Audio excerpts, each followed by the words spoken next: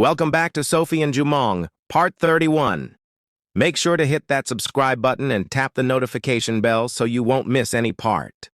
The early afternoon sunlight filtered through the tinted windows of the black luxury car as Jumong drove with quiet focus.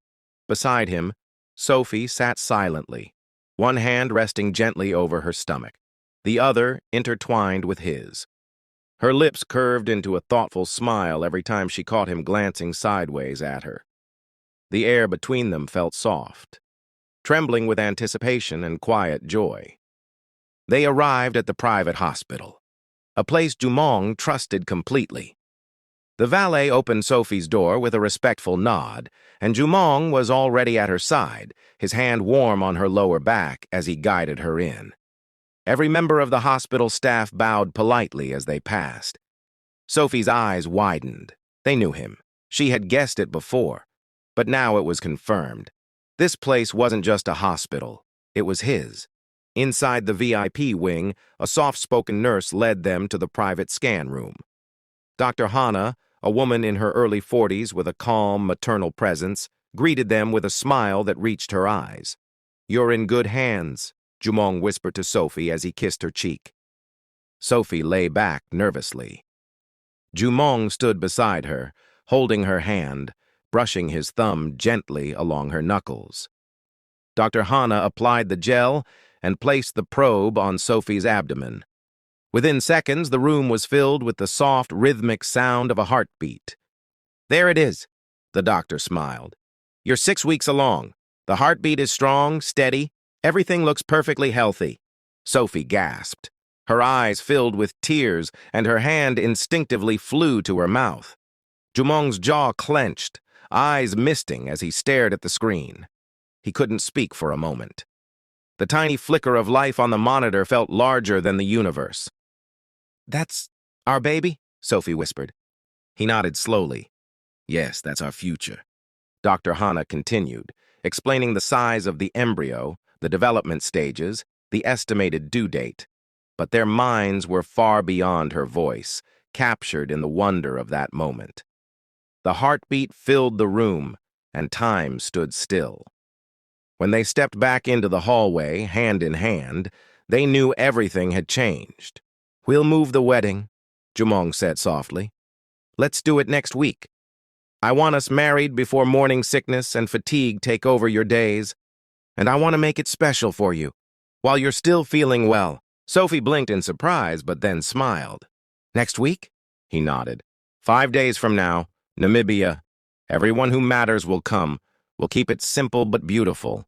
That evening, Jumong's villa was warm with glowing lanterns and flickering candles. The long outdoor table was dressed with white linens, silverware, and crystal glasses. Platters of fresh seafood, roasted vegetables, and South African dishes mingled with Korean classics. Laughter floated through the air even before the guests arrived. "We're having a baby," he announced, voice steady, proud, trembling just a little. The reaction was electric. Gasps, laughter, claps, cheers. "Oh my God!" Gina leapt up and ran to Sophie, hugging her tightly. "Are you serious? I knew something was up." Madam Lee turned away briefly, dabbing her eyes with her napkin. Chairman Lee grinned broadly and toasted toward the couple. "To the child who will inherit both strength and heart." Elias threw his napkin in the air, whooping. "I'm buying this kid their first suit." Gina's mother whispered a prayer softly while her father bowed his head in gratitude. The villa glowed brighter as joy settled in every corner. Jumong added, "We're moving the wedding. It will be held in Namibia in 5 days. Those who wish to come with us are warmly invited." The rest of the evening was full of dancing, wine, and stories. Music played softly from the outdoor speakers. Sophie sat beside Madam Lee at one point, speaking gently about how she envisioned the wedding dress. Jumong and Chairman Lee stood under the olive tree, talking about fatherhood, the years ahead, and what it meant to raise a child together with purpose. Elias chased Gina around the courtyard with dessert in hand, while Gina's parents sat watching the younger ones with joy in their hearts. Dong Hyun looked at Jumong and simply said, "You'll be a great father." Later, when the night had thinned and stars decorated the sky, Jumong led Sophie to the garden steps. They sat in silence, his arm around her, her head on his shoulder. "Did you ever think this would be your life?" he asked. "No," she replied honestly. "But now I don't want anything else." He kissed the top of her head. "Neither do I." The night was perfect, not because it was grand or loud, but because it was real.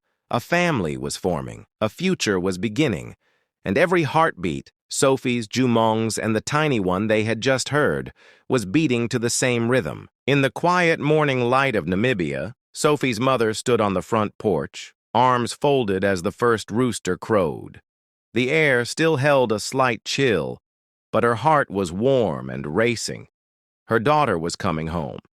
And not just that, Sophie was coming to be married, with a baby on the way, her baby, now a mother-to-be. She wiped away a tear and turned back inside, reaching immediately for her phone. Within minutes, news of the wedding spread across the family. Auntie Rebecca and Auntie Naume arrived before noon, their skirts flaring as they moved through the compound like a warm wind. "We need to repaint the front wall," Auntie Rebecca announced. "And cut down that stubborn avocado tree branch that blocks the sunset," Naume added. Soon, the house buzzed like a hive. Sophie's childhood bedroom was opened for the first time in months. The window curtains were washed and hung to dry. Handmade mats were brought out and dusted. Even the large metal cooking pots, used only for big family occasions, were scrubbed with salt and ash until they gleamed. "You see this calabash?" Sophie's mother said proudly, lifting it. "She drank her first sorghum milk from it, and now it will be part of her marriage." By mid-afternoon, a group of younger cousins arrived carrying buckets of paint, brooms, and laughter. The compound felt like a song coming to life. Neighbors were called to assist. A family friend who raised livestock promised to deliver a cow by the weekend. Church elders confirmed they'd send singers and drummers. The whole community felt it. Sophie was coming home as a bride. Half a world away, in Seoul, Sophie stood in her bedroom, staring at her open suitcase. She was overwhelmed, not in fear, but in awe. Gina sat cross-legged on the bed beside her, helping fold dresses and hold up pairs of shoes for decision-making. "This one's for the airport," Sophie said softly. "I want to look simple, but respectful." Gina grinned. "Girl, you're about to become an international wife. You better show up looking like a queen." Madam Lee soon joined them, bringing a box of neatly wrapped fabrics. "These were mine when I got married," she explained. "They are simple, but each piece has meaning. You don't have to wear them, but I want you to have them." Sophie blinked back tears. "Thank you." Meanwhile, Jumong was downstairs on a video call with a wedding company. "Yes, one custom bridal case," he said. "We'll need climate-appropriate storage. It's warm in Namibia. And yes, the rings are already selected." The final fitting for Sophie's dress was done the next morning. Gina zipped up the back, and Sophie stared into the mirror. It was a simple satin gown with a flowing silhouette, one she had picked to honor her shape now, knowing her body was already changing. Jumong entered quietly. His eyes met hers in the reflection. "You're breathtaking," he whispered. "You're the most beautiful bride I've ever seen." Sophie touched her necklace. "It's real now." "Yes," he said, stepping closer. They had rings engraved with both their names and a verse in both Korean and English. 2 hearts, 1 life. Namibian dreams and Korean precision were merging.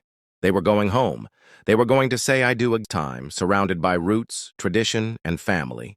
That evening, Sophie told Jumong she needed to be in Namibia days before them. She made it clear to him that things back at home were not the same as here.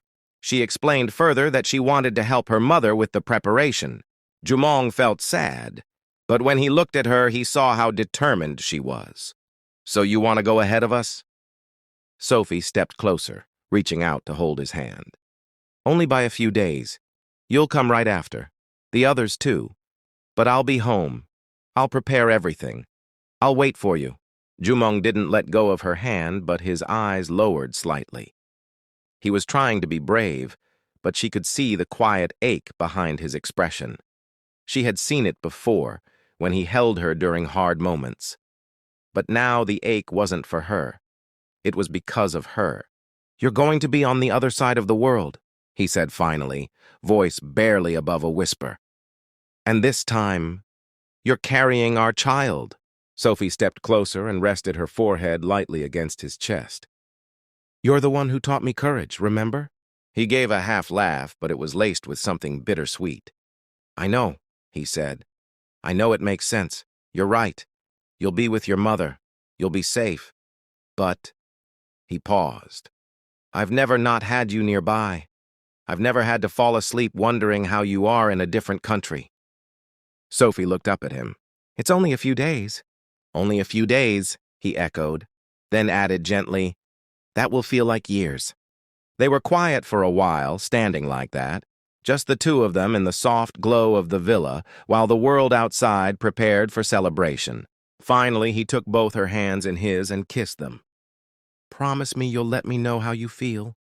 If anything changes, even the smallest thing. I promise, she said. I'll call you from the airport, from the car, from my mother's house. I'll call you even when there's nothing to say, just so you can hear me breathe. He pulled her into a full embrace. I'll wait by the phone like a teenager in love. Sophie chuckled gently, and for a second, the heaviness lifted. But as the car pulled up the next morning and her suitcase was carried down, the silence returned. Not between them, but inside him. An ache that he couldn't explain, even to himself. She wore a soft beige shawl over her travel dress, and her boarding pass peeked out of her small side purse. Gina hugged her, Elias offered a smile, and Chairman Lee gave her a warm nod. Everyone knew she was leaving early for good reason. Only Jumong knew what it would cost him. They stood a few feet apart as the car door was held open. Sophie reached out, cupping his face for a long second. I love you, she said. He didn't answer with words. He leaned forward and kissed her forehead with reverence, like it was sacred ground. Then her lips. Then softly, her stomach. Be safe, both of you, he whispered. She stepped into the car and the door closed. Jumong stood still as the engine started. He didn't wave, he didn't smile. He just stood and watched the woman he loved pull away from him for the first time since they met. And for the first time in many years, Jumong felt the emptiness of being alone. But beneath the sadness, there was something else, something sacred. He had let her go, not because he wanted to, but because he trusted her completely. And in 5 days, he would fly to her. Not just to marry her, but to step into the life they were building, one heartbeat at a time. The soft hum of the airport's intercom echoed faintly as Sophie waited near her boarding gate. Her phone rested in her hand, the dial tone steady. Then a voice, warm, familiar, and laced with anticipation, answered. My child?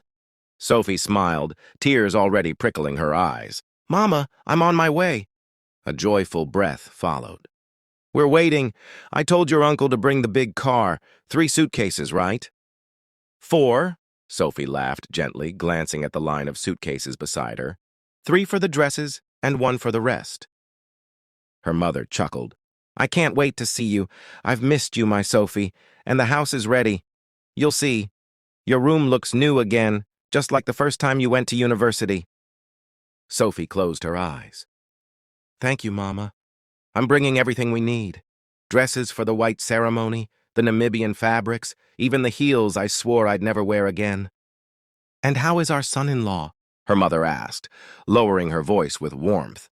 He didn't want me to go, Sophie whispered. But he understands. He's coming in 4 days, 2 days before the wedding. Good, that boy loves you too deeply to stay away long. They shared a quiet laugh, and Sophie looked back one more time.